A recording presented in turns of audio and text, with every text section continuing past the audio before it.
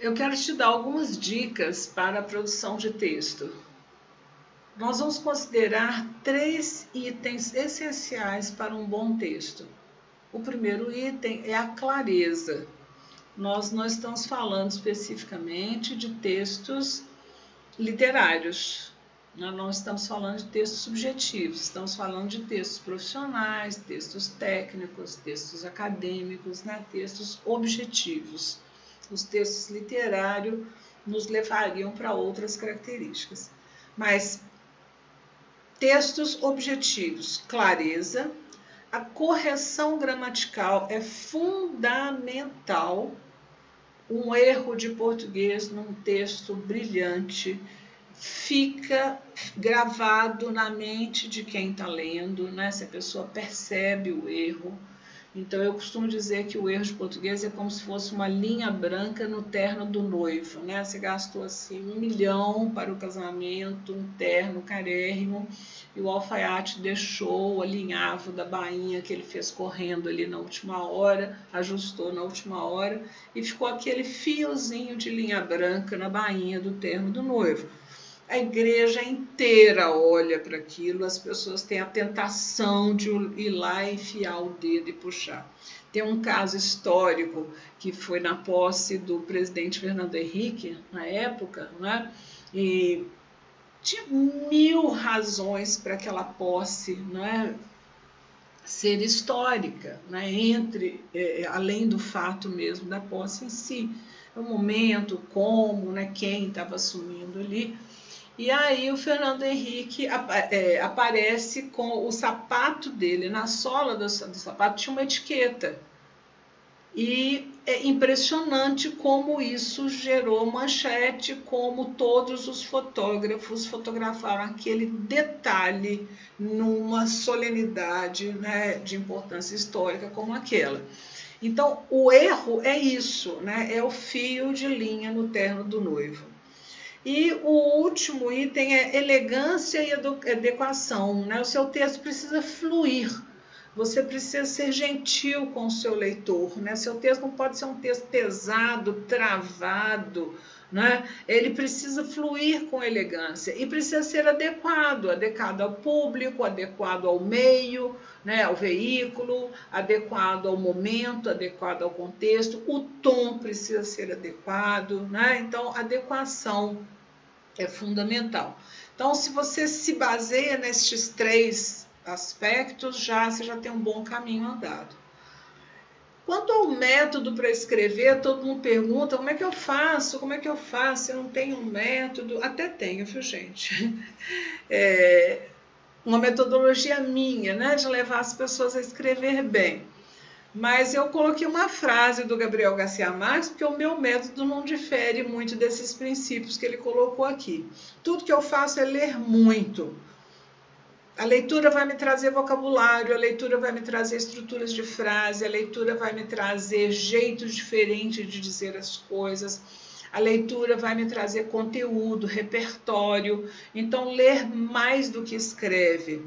Pensar muito, porque o texto fácil de escrever é aquele que já está redondo na minha cabeça. Eu já pensei muito sobre o tema, eu já pensei muito a ponto de falar sobre isso com várias pessoas. Então o texto já está pronto, eu praticamente transcrevo esse texto. O Carlos Heitor Coni, ele dizia que ele escrevia a coluna diária dele em 20 minutos. E os meus alunos, na época, né, que leram isso, falaram, pô, você fica mandando a gente fazer e refazer 200 vezes, eu levo 8 dias para entregar uma redação, para finalizar uma redação, ele faz em 20 minutos. 20 minutos é a maneira de dizer, né? Porque quando ele entregou um texto, ele já está viajando no próximo, são 24 horas ali, mais 50 anos de escritor, mais zilhões de conversas diárias, mais um tempo de leitura infinito entre um texto e outro, não são 20 minutos. 20 minutos ele gasta para transcrever, para digitar, colocar aquilo no papel que já está redondinho. Ele não parou de pensar naquilo nas últimas 24 horas, né? E mesmo assim, todas as vezes que a gente lê, a gente ainda quer mudar. Eu faço posts que eu vou mudando. O jornalismo hoje, que é o jornalismo em tempo real, é assim, o primeiro texto está uma porcaria, no segundo já vem melhorado, no terceiro já tem mais informação, no quarto... Tanto é que no site de notícias você vai ver lá que foi atualizado às 20 horas e 20 minutos, às 20 horas e 22, às 20 horas e 25. Por quê? Porque o texto vai sendo reescrito. A internet nos permite isso, né? Não é a Folha de São Paulo impressa, né? Então, ler muito, pensar muito e reescrever constantemente. Aceitar que todo primeiro texto é um grande borrão, que precisa ser ajustado e trabalhado. E dá um prazer danado, viu, gente? Essa parte é uma parte mais gostosa. Não é a parte de parir o texto, é a parte de limpar e vestir, né, o filhotinho ali bonitinho, é a parte mais gostosa. Algumas outras dicas que eu quero te passar. Ler para escrever. Vai escrever, né? Leia. Leia sobre o assunto, pesquise. A leitura tem que ser um hábito, né? Ela pode ser forçada num primeiro momento, mas depois você vai ver que vira um vício, né? Você não consegue dormir sem isso. E a pessoa não gosta muito de ler, mas você gosta de determinados assuntos. Então, leia a princípio pelos assuntos. Os assuntos que você gosta de aeromodelismo, você gosta de decoração, você gosta de tecnologia, você gosta de tendências, inovação, né, capital humano, né? Comece a ler pelos assuntos que você gosta, mas não fica só nisso não, porque senão vira um samba de uma nota só, é um discurso paupérrimo, ninguém dá conta, só fala daquilo. Então comece a ler sobre filosofia, sobre música, né? Diversifique a sua leitura. Escrever o que lê. Mas se você se especializa num determinado assunto, tem que produzir sobre ele, ou não, simplesmente por hábito, você comece a escrever no final da sua hora de leitura ali, tenta escrever pelo menos um parágrafo sobre um tema que você acabou de ler, né? Essa capacidade de síntese, eu chamo isso de cola, né? Você ter cola sobre todos os assuntos é muito legal. Fazer rascunho sempre. Eu, todas as vezes que eu deixo fazer rascunho, às vezes respondo apressadamente, publico apressadamente, eu erro. Principalmente quando eu resolvo dar comando de voz. Eu dito, né, para o celular e ele só escreve o que ele quer.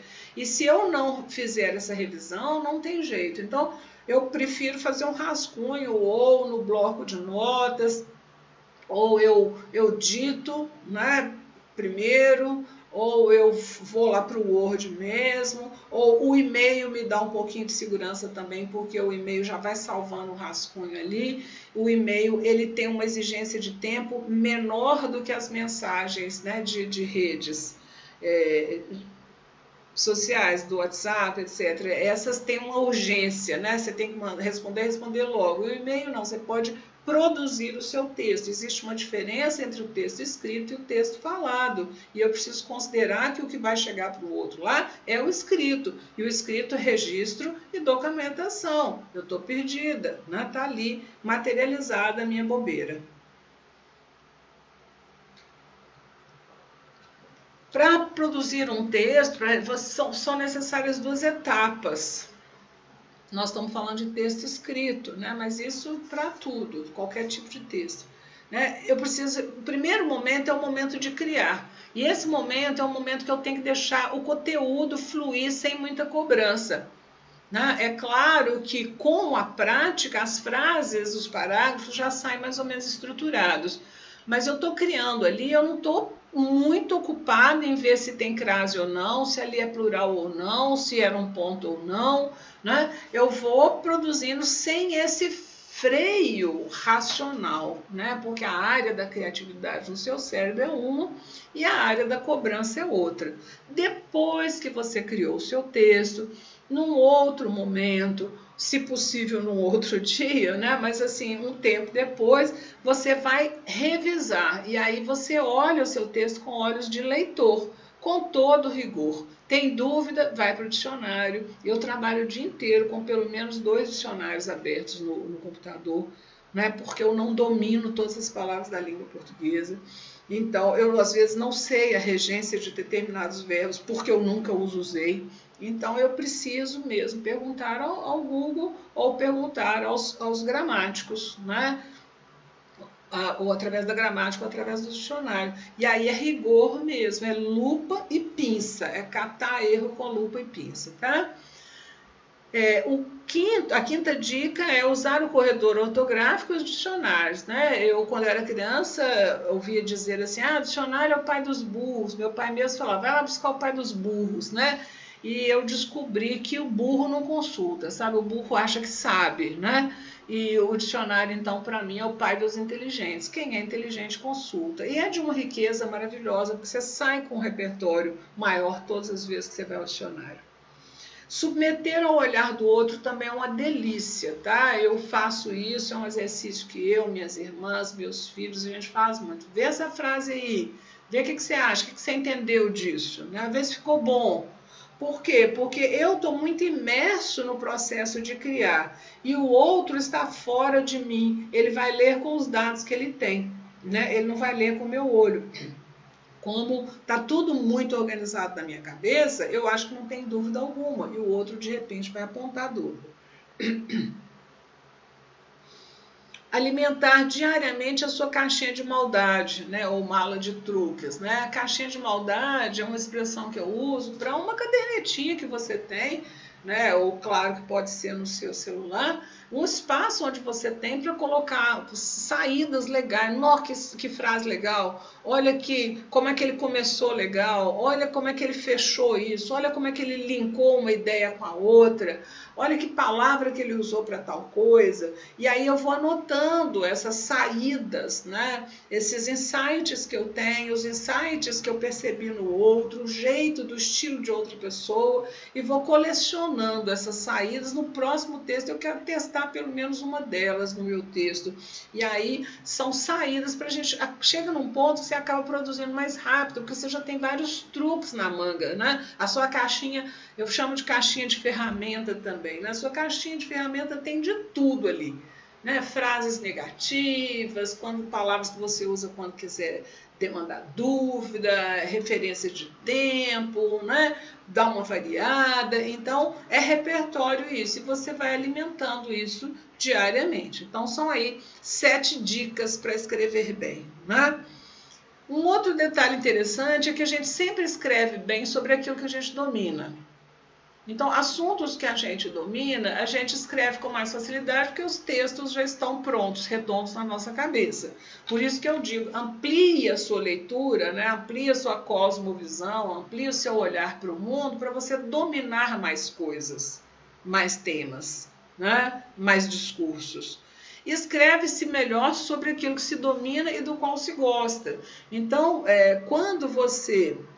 Por exemplo, eu domino português, né? Eu domino de modo muito bom, né, a gramática da língua portuguesa. Eu costumo dizer assim, eu sou boa em gramática e sou boa e professora de gramática também, eu consigo fazer isso bem. Mas não é um assunto de paixão para mim, né? Eu nunca escrevi uma gramática, apesar de saber muito, porque ela é uma paixão na interlocução. Na hora que eu estou dando aula, eu dou uma aula apaixonada sobre gramática, mas não é algo sobre o qual eu escreveria, né? Eu sou muito mais apaixonada pela comunicação interpessoal, intrapessoal, pela comunicação escrita, pela comunicação institucional. Então eu escrevo, claro que eu escrevo muito melhor sobre aquilo que eu domino e gosto, né? Então ampliar o domínio de conteúdos, né? E eleger, priorizar as coisas que você gosta, até porque você ajuda o outro, né? Você amplia o horizonte do outro quando você produz uma literatura sobre algo que você domina e gosta. Tem uma frase do Hélio Pellegrino muito interessante que ele diz o seguinte: quanto mais eu me sujeito a langue é o idioma, né? Mais elegante dançarina vai ser a minha parole, né? O meu discurso, a minha expressão de sujeito livre. Então tem gente que acha a gramática um irque, um eca, um saco, né? Mas se eu dominar o necessário de gramática, claro que eu vou me expressar com muito mais leveza, com muito mais segurança. Um exemplo que eu dou é que o meu inglês oral, né, falado, é macarrônico. Eu consigo ler, eu consigo escrever, eu entendo o inglês, mas a minha expressão falada em inglês é horrível, a minha conversação é péssima, né? Então, se eu fosse dar essa aula que você está assistindo em inglês, você ia me achar uma retardada mental. Porque quanto mais eu me submeter ao idioma lá, mais eu vou me expressar melhor. Né? E português é a mesma coisa. Quanto mais eu me submeter ao idioma, à língua portuguesa, mais eu vou transitar por ela com leveza, com elegância. Né? Esse é o ganho. É um peso, né? O próprio Hélio Pellegrino, neste texto, né, que é um texto fantástico, ele diz isso, né? O peso serve ao voo, né? O peso de dominar a gramática te permite voar. A norma nos permite voar. Né? Se não houvesse uma gramática, eu teria que mandar um tradutor, né, para todos os lugares. Né? Não tem uma gramática que nos una, eu tenho que mandar tradutor para São Paulo, um tradutor para traduzir o mineirês. Né? E quando eu falo na língua padrão, eu falo no mundo inteiro a língua portuguesa. Né? Então, é isso. Aqui eu tenho uma série de programas e treinamentos, né, que eu ministro, e eu espero que você comece a praticar essas dicas que eu dou, né, para que a gente mais e mais e mais vá aprimorando meu texto. Deixa eu te dizer quando é que vai terminar o seu processo de aprimoramento do seu texto. Provavelmente quando você parar de escrever, porque a gente sempre tem algo novo, a gente sempre consegue ser melhor, a gente sempre produz melhor, com mais leveza, com mais rapidez. Tudo que se pratica se faz bem, ok? É isso então.